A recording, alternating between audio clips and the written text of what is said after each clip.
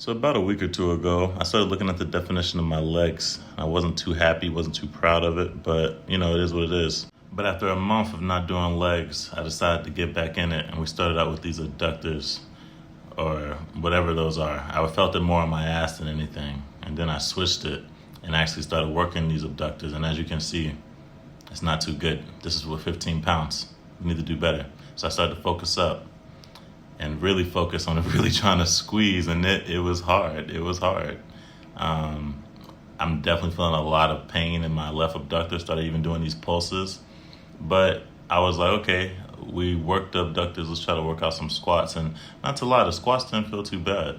Still feel a lot of pain in that left abductor, but I went to increase the weight just by a little bit, a hair fraction of a weight, in my opinion.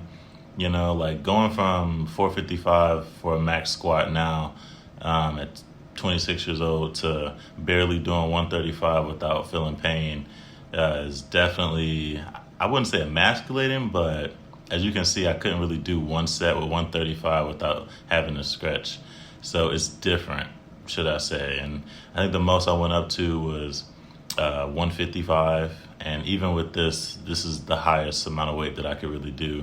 But the biggest thing I saw was my quads. The reason why I squat so heavy is so I can really build my quads and then work out my posterior chain.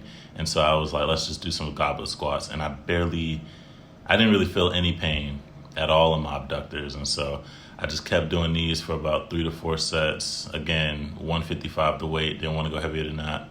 And then we jumped right into these RDLs, and RDLs felt amazing, obviously, because this is working the posterior chain rather than the actual abductors.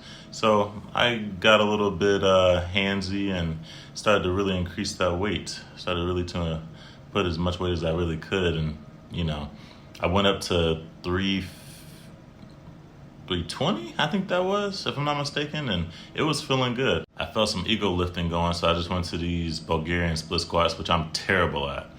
I've never really done these before, but I thought it would be a lot easier on the Smith machine, and it definitely was.